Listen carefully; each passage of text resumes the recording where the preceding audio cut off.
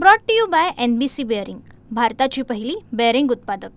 प्रशासन त्याच्यावर का तोडगा काढला नाही? कारण त्यांनी 4 महिने तोडगे जे काढता आले ते काढले. मी ग्रामीण माणूस असल्यामुळे ग्रामीण मध्ये बोलतो की माझ्या ग्रामीण मध्ये म्हण आहे, ना इलाज को क्या इलाज. ना इलाजला कुठला इलाजच नसतो. याच्या तुम्ही किती दुसरे कोण मदत करते का याच्या पाठीमागे त्यांना? नाही, मी असा आरोप करणार नाही. जरी तसं असलं तरी आणि जरी तशी माहिती असली तरी असा आरोप करणार नाही. मी एवढंच म्हणेन की जे मान्य होणार आहे ते, हे बघा, ज्या वेळेला आपण परीक्षेला क्वेश्चन पेपर समोर आला की आपण काय करतो, सोपे प्रश्न पटापट सोडून टाकतो. मग एखादा कठीण प्रश्न राहतो तर सोडवलेल्या प्रश्नांच्या आधारे आपल्याला पर्सेंटेज मिळतं. नाही तू एक प्रश्न सुटत कसा नाही, मी 3 दिवस थांबणार, असं कसं करतो? याला कारणीभूत राज ठाकरेंनी सांगितले की शिंदेने जे काही पत्र दिलं होतं त्याचं अल्टिमेटम पूर्ण केलंच नाही ना. माजी मुख्यमंत्री एकनाथजी शिंदे, आत्ताचे उपमुख्यमंत्री एकनाथजी शिंदे यांनी कुठलंही खोटं आश्वासन दिलं नाही. त्याने जे लिहून दिलेलं आहे त्याच्या आधारे सगळ्या गोष्टी पूर्ण झाल्या. उदाहरणार्थ ते असं म्हणाले की नोंद सापडल्यानंतर सर्टिफिकेट मिळायला उशीर होतो तर तहसील ऑफिसमध्ये एक वेगळं डेस्क ओपन करा. ते झालं म्हणून तेवढे दाखले सापडले ना. मग शिंदे समितीची मुदत वाढवली, सारखे वाढवतात, आता आपण वाढवली.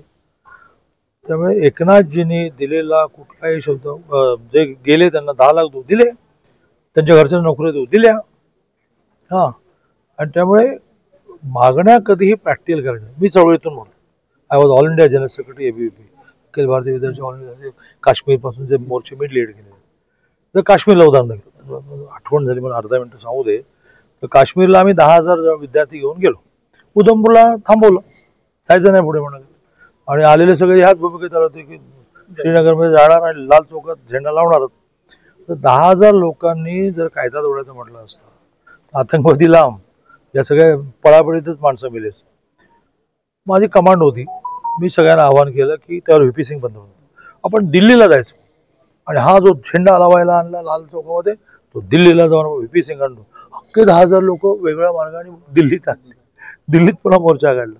आणि मला याकडे आजही फोटो आहे, VP सिंगांना आम्ही तिरंगा दिला, आम्हाला लावायला दिला नाहीत, आता तुम्ही लावा. दिस इज कॉल्ड आंदोलन. किती पुढे जायचं, किती मागे यायचं. चला, काय वाटतं आपल्याला? दुसरीकडे सरकारचे उपसमितीची पण बैठक सुरू आहे. उपसमिती बैठकीत मी पण होतो, ऑनलाईन मी कनेक्ट झालो होतो. माझा आधीपासून प्रवास चालला होता, म्हणून मग नवीन अध्यक्ष राधाकृष्ण विखे पाटलांना मी विनंती केली. पण मीच नाही, उदय सामंतजी पण ऑनलाईन होते, शंभूराज देसाई पण ऑनलाईन होते, शिवेंद्रराजे ऑनलाईन होते. कारण आता गणपतीमध्ये खूप ऍक्टिव्हिटी झाली.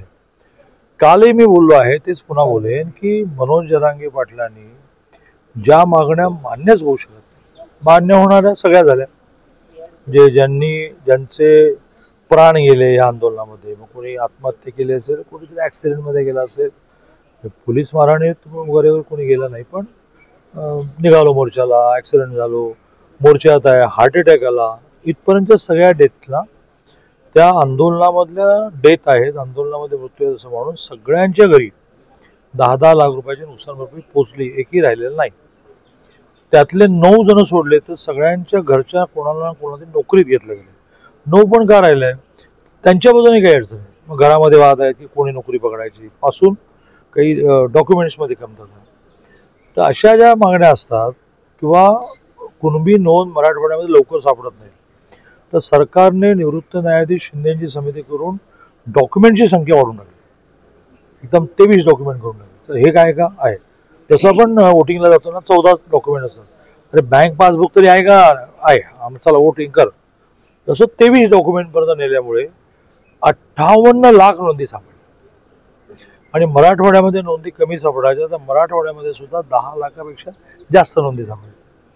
एक नोंद ही सरासरी 10 नवीन दाखले क्रिएट करते. मला मिळालं, माझ्या मुलाला मिळालं, माझ्या मुलीला मिळालं, माझ्या पुतण्याला मिळालं, माझ्या भाच्याला मिळत नाही, कारण मग ती बहीण लग्न होऊन दुसरीकडे गेली. आता या देशाचा कायदा आहे की आपल्याला जातीची नोंद ही वडिलांकडून काढावी लागते. आता तर तुम्ही म्हणाला की ती लग्न होऊन ज्या घरी गेली त्या घरी, मग त्या लग्न होऊन जाताना ती कुणबी असेल तर ती त्या नवीन घरी कुठली जात असेल ती कुणबी राहते. पण ती समजा कुणबी घरामध्ये लग्न होऊन गेली, मग आता तिला कुणबी होणार असं नाही म्हणता येईल. का हट्ट चाललंय आणि का हे सगळं लांबवणं चाललंय मला काही कळत नाही. त्यामुळे जी जी कुठली कायद्याच्या चौकटीत बसणारी मागणी असेल, 58 लाख दाखले नव्याने क्रिएट केले सरकारने, त्यातल्या 58 लाख नोंदी सापडल्या, 10 लाख लोकांनी सर्टिफिकेट घेतली, मल्टिप्लाय बाय 10 म्हणजे 1 कोटी दाखले निघाले. तरी सरसकट मराठ्यांना कुणबी करा अशी प्रोव्हिजन नाही, कायद्यात नाही. सुप्रीम कोर्टाने एका निर्णयामध्ये म्हटलेलं आहे की अशी एखादी कास्ट ही अख्खीच्या अख्खी आपल्याला त्या कास्टमधलं 99% लोकांना सर्टिफिकेट द्या, पण नोंद सापडली की द्या. अख्खी कास्ट कन्वर्ट करणं हे कुठल्याही कायद्यात बसणार नाही, टिकणार नाही. अशी खूप गोष्टी मान्य झाल्या. आता मी काल एक गोष्ट लगेच, माझा स्पीड इतकं भयंकर आहे की ज्या वेळेला 3 सप्टेंबरला या वर्षीच्या ॲडमिशनची लास्ट डेट आहे. नियम असा आहे की ॲडमिशनच्या वेळेलाच कास्ट सर्टिफिकेट नाही, कास्ट व्हेरिफिकेशन लागतं. वेळ लागतोय. मी 6 महिन्याचं एक्सटेन्शन. गेल्या वर्षीच्या मुलांना पहिलं 6 महिने दिलं, मग 3 महिने दिलं, मग 3 महिने दिलं, म्हणजे वर्षभर दिलं. आता नव्याने ॲडमिशन मिळालं 6 महिने दिलं. तेवढ्या शेड्यूल कास्ट शेड्यूल टाईपची मुलं अक्षरशः मला गाडीत प्रत्येक 2 मिनिटाला तो फोन अटेंड करतोय. चौकशी केली तर ती फाईल पण सोमवारी मूव होते. म्हणजे schedule caste, schedule tribe, OBC, SC BC, EWS सगळ्यांना आता कास्ट सर्टिफिकेट दिलं आणि टोकन मिळवलं की ॲडमिशन मिळणार आणि 6 महिन्यामध्ये व्हेरिफिकेशन. आता अशा प्रॅक्टिकल डिमांड आणा ना बाबा तुम्ही, हे आपण मान्य करू. पण तुम्ही असं म्हणणार की नाही सरसकट मराठ्यांना कुणबी केल्याशिवाय आम्ही मुंबई सोडणार नाही. लोकशाहीमध्ये काही म्हणायलाही परवानगी आहे आणि काही करायलाही परवानगी आहे. तुम्ही मुंबई सोडणार नाही म्हणालात तर काय तुम्हाला जबरदस्तीने सरकार अटक करणं वगैरे करणार नाही. पण न्यायालयाने पण निर्णय दिला की तुम्हाला मुंबईमध्ये इतकी ज्याला म्हणा की दिवसाचे 24 तास धावणारी मुंबई ही अशी डिस्टर्ब करता येणार नाही. तुम्ही हवं तर नवी मुंबईत बसा. तर तुम्ही काय ऐकलं नाही. माननीय मुख्यमंत्री महोदयाने ती स्वतःही चळवळीतले असल्यामुळे परवानगी दिली की चला एक दिवस चला आतमध्ये. आता 1 दिवस झाला, तुम्ही प्रातिनिधिक उपोषण केलं, तुमचं म्हणणं मांडलं. आता मात्र तुम्ही याच्यामध्ये व्यावहारिक मागण्यांवर बोलून बाकीचं सगळं संपवावं लागेल. मी कालही म्हटलं की मुंबईतल्या सर्वसामान्य माणसाचा काय दोष. मी मुंबईकर आहे, दोन्ही आई वडील माझे बिलकाम करतो. माझी बहीण त्या VTला सेंट जोसेफ नर्स होती, काल रिटायर झाली. मग त्या माझ्या ताईने, ती राहते बिचारी ह्याला वाशीमध्ये, तर तिथे जायचं कसं. रेल्वे स्टेशनवर VTच्या आत जायला जागा नाहीये. VT स्टेशनच्या बाहेर ट्रॅफिक जाम झालेला आहे. सर्वसामान्य मुंबईकराचा काय दोष आहे, त्याला तुम्ही का अडचणी आणताय. तर मला मान्य आहे मनोज जरांगेने अपील केलं की बा मुंबईकरांना त्रास देऊ नका, मुंबईकरांना अडचण निर्माण करू नका. कोण ऐकताय. इतक्या मोठ्या संख्येने लोक आलेत, कोण ऐकताय.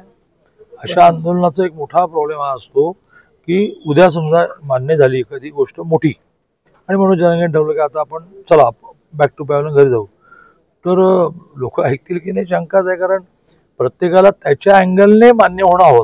पण आता एवढी मोठी गर्दी होणार होती याच्या अगोदर. Brought to you by NBC bearing, भारताची पहिली बेअरिंग उत्पादक.